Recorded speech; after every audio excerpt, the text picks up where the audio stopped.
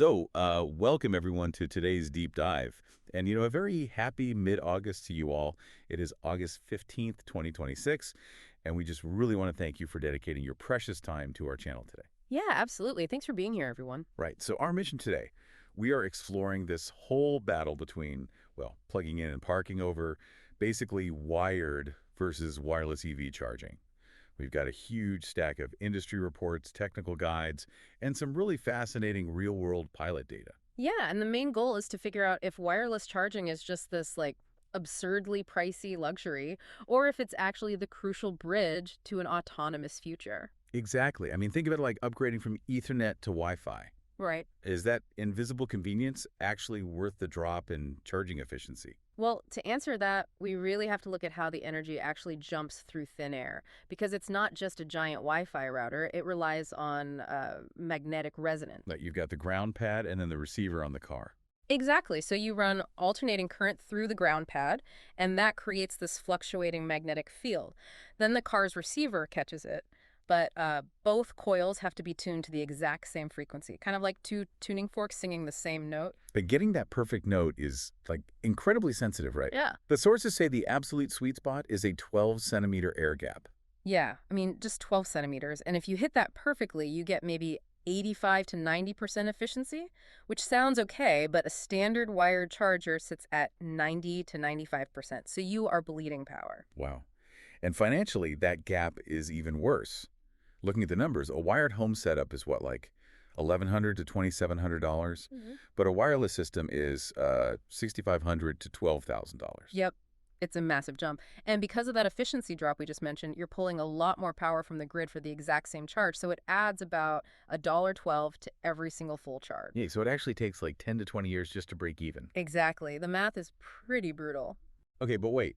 So I'm paying a $9,000 premium up front just to permanently spike my electric bill by $1 a charge.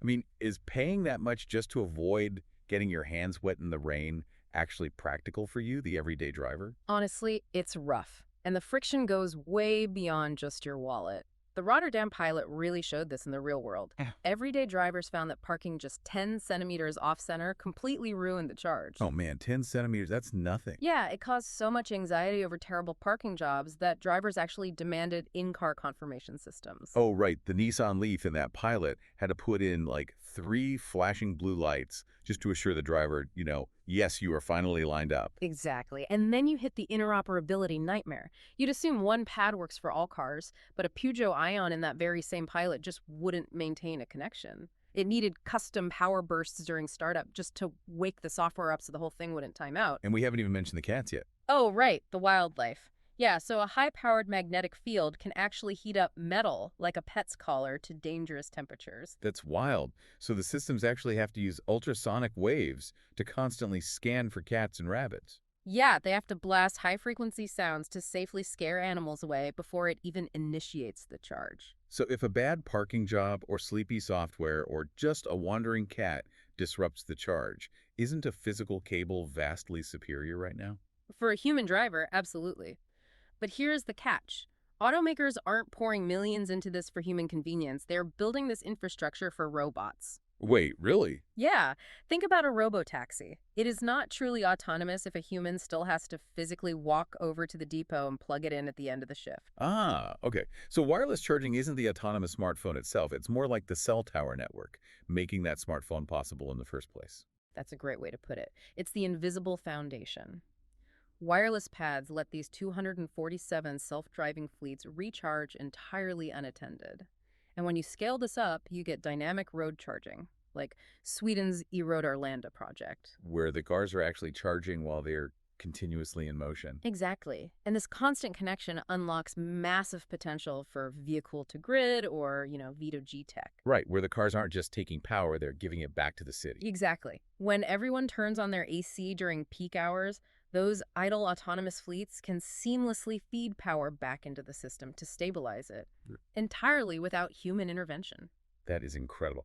Well, bringing these insights back to your driveway today for budget and absolute reliability, grabbing the physical cable currently wins, hands down. Without a doubt. But wireless inductive charging is the inevitable foundation for a park-and-forget autonomous world.